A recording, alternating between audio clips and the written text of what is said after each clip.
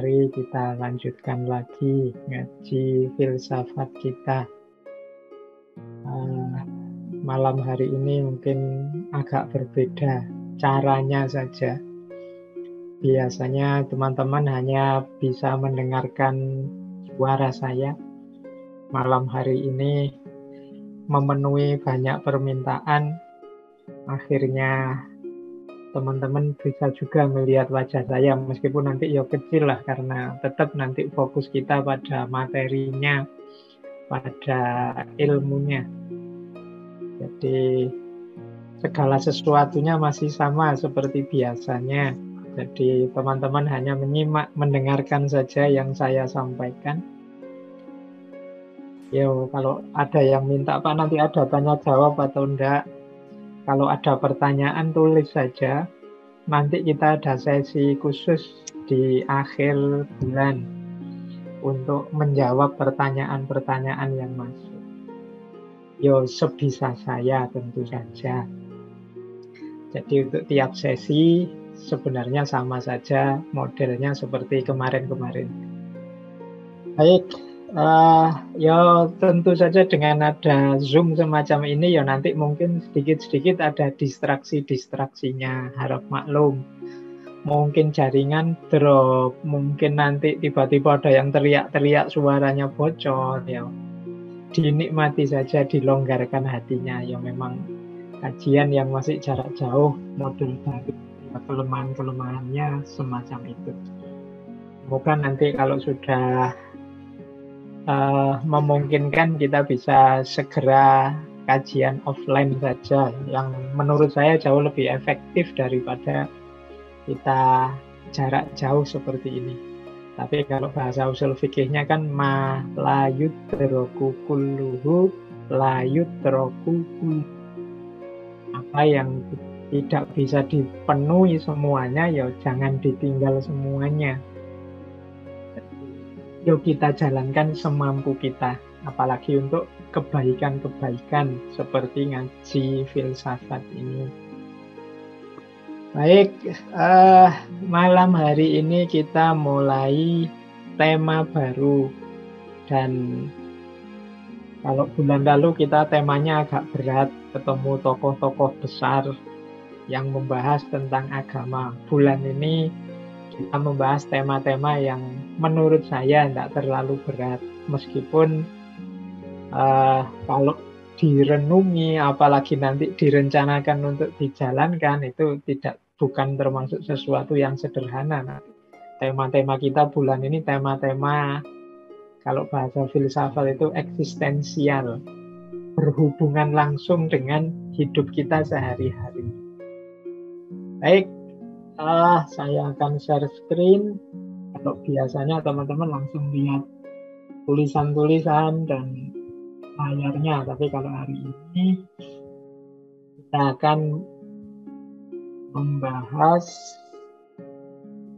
tema kita yang pertama, yaitu tentang self-love.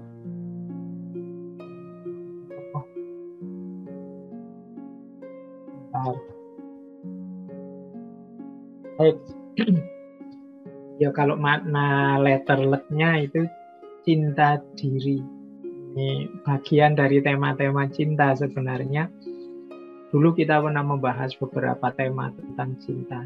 Sekilas-sekilas disinggung juga tentang cinta diri ini. Tapi malam hari ini ayo kita perdalam.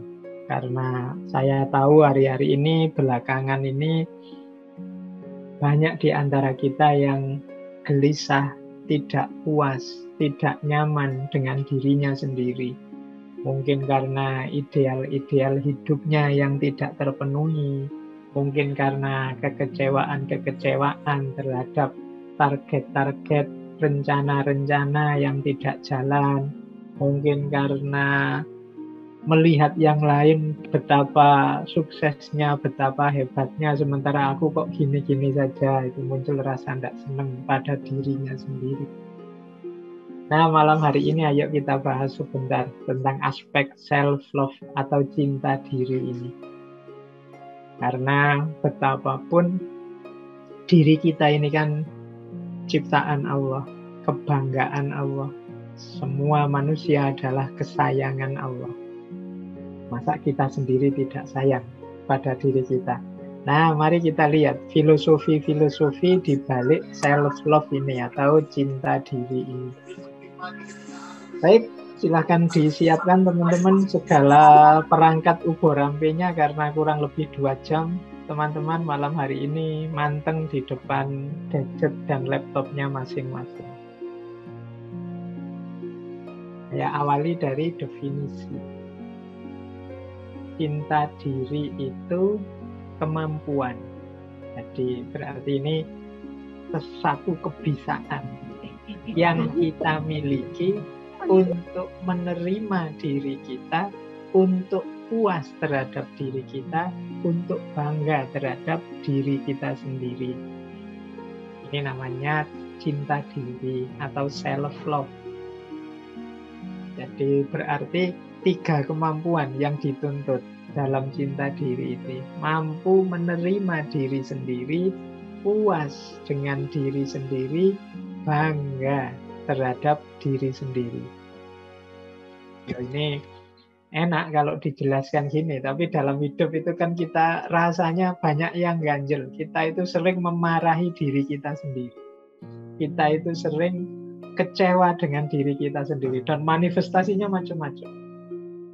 Orang itu kalau tidak puas dengan dirinya itu ada kalanya yang baik berusaha untuk meningkatkan kapasitas dirinya, ada kalanya dia ingin agar orang lain juga tidak sebaik dirinya. Jadi biar yang lain juga podo-podo jeleknya, aku ini sudah jelek, biar yang lain juga jelek. Akhirnya banyak orang itu yang untuk menutupi kejelekan dirinya, ketidakpuasannya terhadap dirinya, dia banyak mencari kesalahan di sekelilingnya. Dia ingin menunjukkan bahwa orang lain juga banyak jeleknya, orang lain juga banyak tidak memuaskannya. Nah, semoga kita tidak masuk yang kedua ini ya. Kalau kita sadar bahwa ada banyak hal dari diri kita yang bisa ditingkatkan, semoga yang kita lakukan adalah meningkatkan kualitas diri, bukan mencari-cari kesalahan orang lain dalam rangka menegaskan bahwa yang lain juga jelek kok, yang lain juga tidak baik-baik amat. Nah, hari ini banyak kita lihat kan di medsos itu, kita sibuk sekali ngomentari orang, mencari jelek-jeleknya orang. Itu ada kalanya untuk menutupi betapa kita ini juga tidak se-ideal yang kita inginkan. Dengan cara, yang lain juga jelek. Itu kan kayak kalau anak sekolah nilainya jatuh, terus untuk menutupi nilainya yang jelek, dia bilang, teman-teman juga jatuh semua kok. Tidak ada yang bagus, sekarang memang materinya sulit kok. Nah, ini cara orang menutupi betapa dia sebenarnya kecewa terhadap dirinya. Nah, maka malam hari ini kita belajar yuk gimana caranya kita bisa menerima diri kita apa adanya, puas terhadap diri kita, bangga terhadap diri kita. Inilah self-love, karena kesuksesan hidup kita nanti akan dimulai dari sini. Tidak mungkin jiwa, diri yang selalu kita kecewai, yang selalu kita tidak puasi, itu bisa mengantarkan kita menuju kesuksesan. Ada satu peribahasa yang menurut saya indah, bahwa jatuh cinta kepada diri sendiri adalah rahasia pertama dari kebahagiaan. Jadi, sebelum kita jatuh cinta pada orang lain, yuk jatuh cinta dulu pada diri kita sendiri. Ini sebenarnya menarik kalau kita jelaskan ciri-ciri orang jatuh cinta, apa yang dilakukan orang yang jatuh cinta. Dulu kan kita jelaskan panjang lebar ini. Nah, berarti apa? Yang harus kita lakukan pada yang kita cintai, kalau itu yang kita cintai diri kita sendiri, yuk ayo kita lakukan pada diri kita sendiri.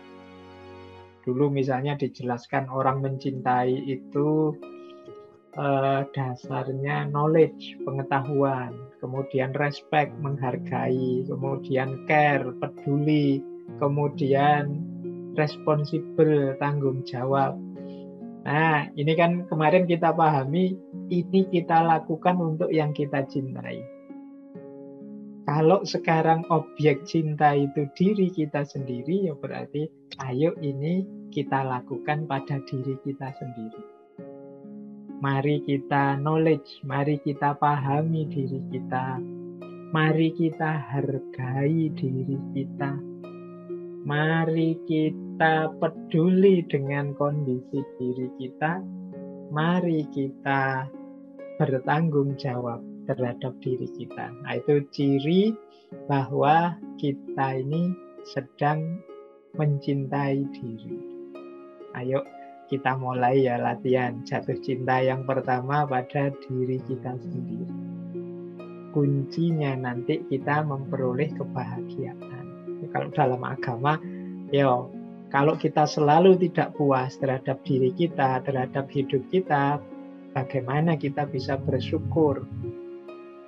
Kalau kita tidak bersyukur, bagaimana hidup kita bisa bahagia? Kalau kita tidak bahagia, bagaimana kita bisa mewujudkan target-target, capaian-capaian dalam hidup? Baik, kita lanjutkan. Kita awali dari sini dulu deh. Ayo muhasabah dulu. Ini namanya self-hatred mindset. Ini untuk mengidentifikasi. Jangan-jangan kita termasuk bukan pecinta diri, tapi pembenci diri.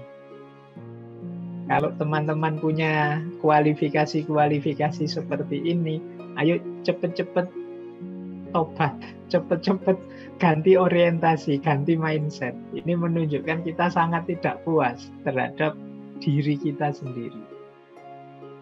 Yang pertama apa? Orang yang membenci diri itu, dia terlalu fokus pada hal-hal yang negatif.